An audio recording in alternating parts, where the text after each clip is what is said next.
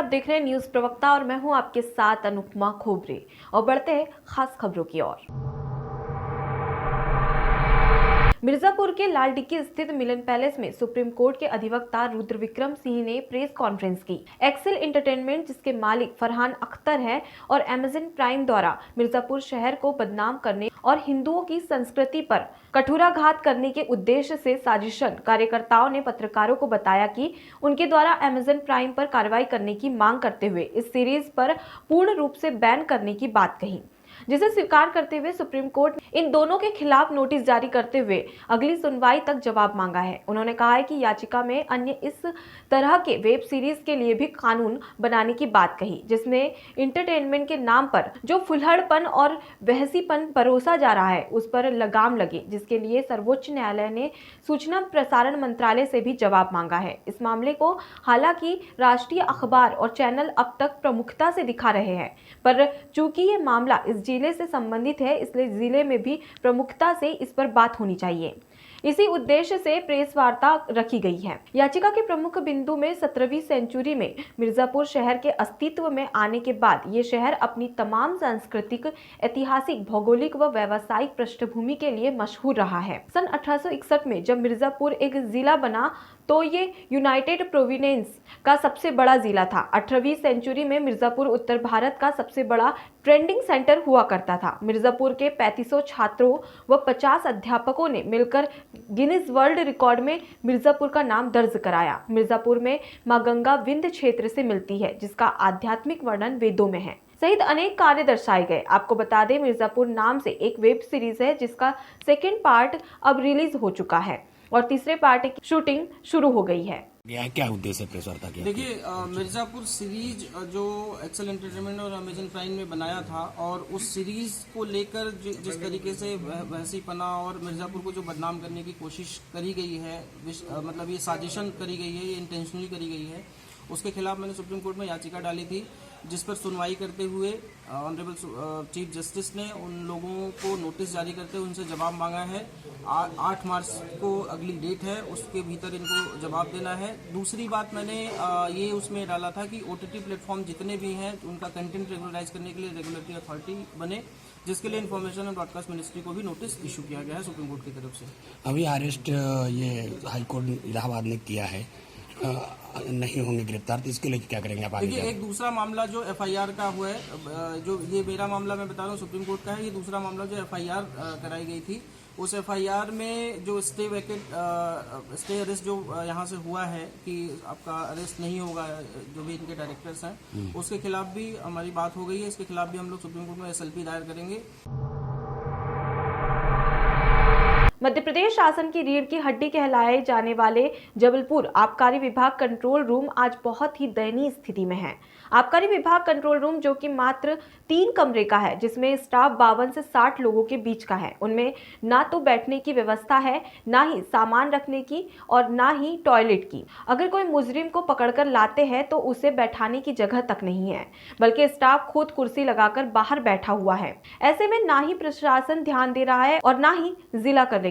मैं GL मरावी, सहायक जिला आबकारी अधिकारी जबलपुर, वर्तमान में आबकारी कंट्रोल रूम प्रभारी हूँ। सर, क्या वजह है कि अन्य विभागों में तो बड़े बड़े सरकारी भवन हैं, वहाँ की अच्छे पक्के मकान वगैरह है, और आपको अभी भी किराए के भवन में ही अपना कंट्रोल रूम संचालित करना पड़ रहा है? अब कारण तो हम नहीं कह सकते, लेकिन सरकार ने जैसा व्यवस्थाएं दी है उस पर हम लोग काम कर रहे हैं। ये बात सही है कि हम सरकारी भवन हमारे पास नहीं है और हम किराए के भवन में जो है तो काम चला रहे हैं, और वो भी हमारे लिए बहुत ही छोटा मकान है। हमारे पास में 14 अधिकारी और 35 का स्टाफ, लगभग 50-55 के आसपास के स्टाफ है, और सिर्फ 3 कमरों के मकान में हम लोग जो है तो अपना दफ्तर का संचालन कर रहे हैं। अभी बहुत कठिन परिस्थितियों के बीच में भी हम लोग गुजर रहे हैं।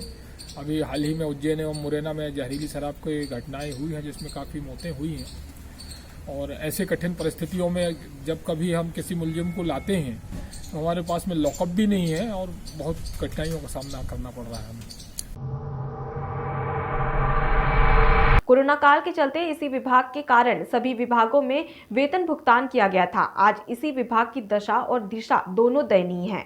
इसका जिम्मेदार स्वयं प्रशासन है। राशन दुकानदारों ने जबलपुर के सिविक सेंटर मैदान में शासन के खिलाफ अनिश्चितकालीन धरना प्रदर्शन किया। समिति के कार्यकर्ताओं ने बताया कि उनके द्वारा कोरोना काल में जनप्रतिनिधियों के द्वारा जो खाद्यान्न गरीबों और निर्धन व्यक्तियों को बांटे गए थे, मशीनों से उसका हिसाब हटाया नहीं गया है तथा अनेक प्रकार की समस्याओं को बताते हुए ये धरना प्रदर्शन किया जा रहा है। तिलकवाड़ की मैं दुकान चलाता हूँ जी, और हमारी सरकारी उचित मूल्य की दुकान के सभी दुकान संचालक आज यहाँ पे धरना दे रहे हैं। वो इस कारण से दे रहे हैं क्योंकि कोरोना काल में क्या हुआ रहा, जो प्रधानमंत्री मुख्यमंत्री के आदेशानुसार सभी पात्र ग्राहियों को जो गेहूँ पात्रता पर्ची से या आधार कार्ड से दिया जाना था, वो तो राशन वालों ने बांटे कोरोना काल में अपनी दुकानें खोल दी। मैं मध्य प्रदेश शासकीय उचित मूल्य दुकान का कर्मचारी हूँ, विक्रेता हूँ। हमारी परेशानी ये है, जो हम लोगों ने कोरोना काल में आप यहाँ पे क्यों बैठे, कब से बैठे हैं? हम लोग यहाँ पर परसों से बैठे हैं जी। और हमारी कुछ मांगे हैं जी, वो जायज़ भी है। जो हम लोगों ने कोरोना काल में बिना मशीन के माल बांटा है, जनप्रतिनिधियों के कहने पर वो माल घटाया जाए मशीनों से, अथवा उसके बाद हम लोगों को जो कमीशन दी जाती है वो बहुत कम है। थाना नारखी के राजपुर गांव में एक भारतीय जनता पार्टी के मंडल उपाध्यक्ष कौशलेंद्र प्रताप सिंह ने कहा कि इनके यहाँ गांव में कोई भी मतदान केंद्र नहीं है। काफी लोग परेशान हैं। इनके द्वारा बताया जा रहा है कि हम सभी गांव के लोग करीब गांव से 4-5 किलोमीटर दूर वोट डालने के लिए जाते हैं। वहीं उनका कहना है कि हमने जिलाधिकारी को इस मामले में पत्र लिखा था, लेकिन उन्होंने इस मामले में कोई भी संज्ञान नहीं लिया। इधर मंडल उपाध्यक्ष ने एडीओ साहब को जांच के लिए कहा। उन्होंने पैसे मांगने की बात कही। ये बात सुनकर गांव राजपुर में काफी लोगों में आक्रोश है और उनका कहना है कि सरकार हमारी इस मांग को पूरा करे। मतदान केंद्र नहीं बना तो चुनाव बहिष्कार करेंगे। मतदान केंद्र नहीं बना तो चुनाव बहिष्कार। मतदान केंद्र नहीं बना तो चुनाव बहिष्कार। मतदान केंद्र नहीं बना तो चुनाव बहिष्कार। मैं ग्राम राजपुर, पोस्ट कोटला, जिला फिरोजाबाद, थाना नारकी से हूँ। भारतीय जनता पार्टी मंडल का उपाध्यक्ष हूँ। हम लोग इसलिए आक्रोशित हैं, मेरा नाम कौशलेंद्र प्रताप सिंह, और हम लोग इसलिए बहिष्कार कर रहे हैं मतदान केंद्र न होने के कारण।